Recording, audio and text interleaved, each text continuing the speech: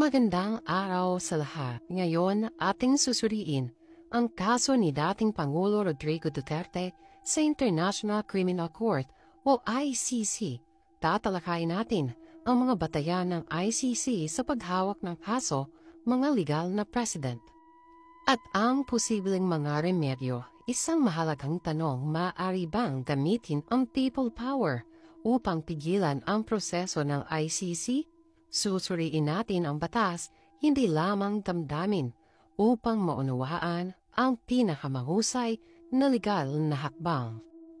Maging mainit na usapin ang kaso ni Duterte sa ICC, may ilan na naniniwala nang maaring protektahan siya ng isang mass movement o people power. Ngunit, ayon sa batas, may bisa ba ito? Ating tatalakayin ang mga pangunahing prinsipyo ng batas, simula sa Rome Statute. Ang kasunduang nagtatag ng ICC, pati na rin ang mga naunang desisyon ng korte na maaaring gawing batayan. Marami ang naniniwala na ang isang malawakang protesta tulad ng EDSA People Power ay maaaring magpabago ng desisyon ng isang korte. Ngunit sa ilalim ng Rome Statute ng 1998, hindi maaaring maimpluwensyahan ng politika o protesta ang ICC. Ang prinsipyo ng judicial independence ay nagsisiguro na ang ICC ay hindi maapektuhan ng panlabas na puwersa. Kabilang ang malawakang demonstrasyon, wala pang kaso sa ICC na naibasura dahil lamang sa pampublikong protesta. Ang Rome Statute ang pundasyon ng ICC. Nilagdaan ito ng Pilipinas noong 2011. Kaya nagkaroon ng kapangyarihan ang ICC na imbestigahan ang mga krimen na naganap habang miyembro pa ang bansa.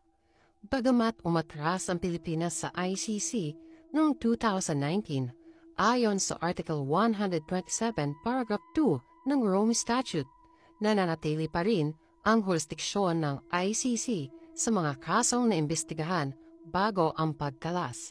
Sa kaso ng Burundi, umatras din ito mula sa ICC noong 2017, ngunit ipinagpatuloy ng korte ang imbestigasyon sa mga naganap na krimen bago ang pagkalas. Ito ay isang president na maaaring ipatupad sa Pilipinas. Kung hindi maaaring gamitin ang people power upang pigilan ng ICC, ano ang mga legal na remedyo? Narito ang 6 na posibleng hakbang. Una, paghamon sa jurisdiksyon ng ICC batay sa pag-atras ng Pilipinas. Maaari itong ihain sa ICC o sa Korte Suprema ng Pilipinas. Ikalawa, ang paggamit ng complementarity principle sa ilalim ng Article 17 ng Rome Statute.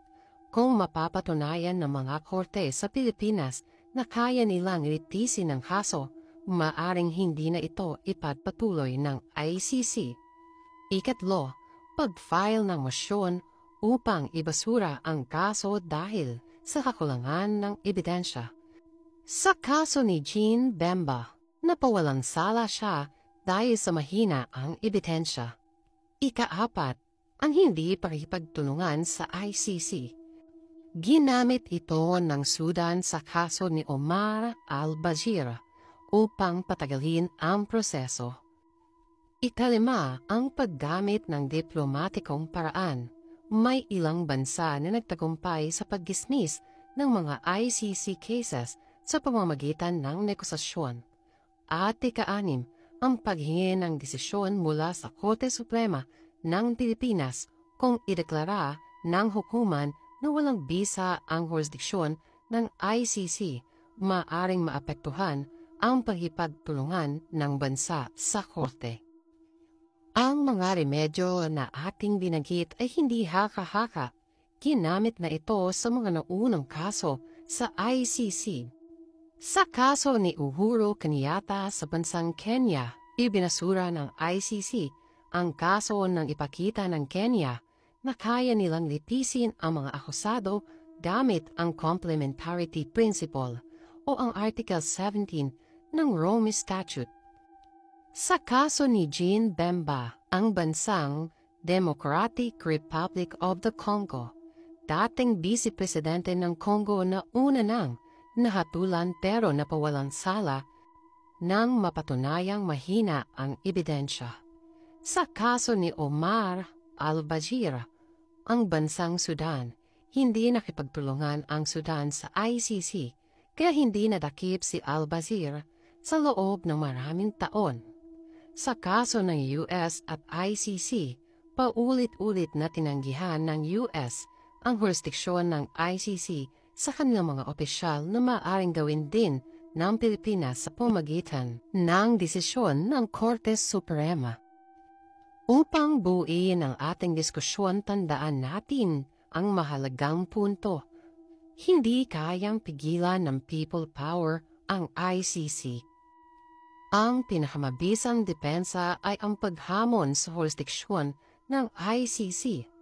Maaaring gamitin ang complementarity principle upang patunayan na may kakayahan ang mga korte sa Pilipinas na hawakan ang kaso.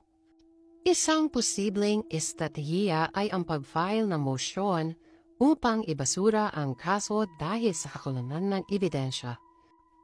Ang hindi pakikipagtulungan sa ICC at paggamit ng diplomatikong paraan ay napatunayang epektibo, taktika sa ibang kaso. Ang isang desisyon mula sa Korte Suprema ng Pilipinas ay maaaring magkaroon ng epekto sa kooperasyon ng bansa sa ICC. Sa huli, ang ICC ay sumusunod sa mahigpit na mga prinsipyo ng batas.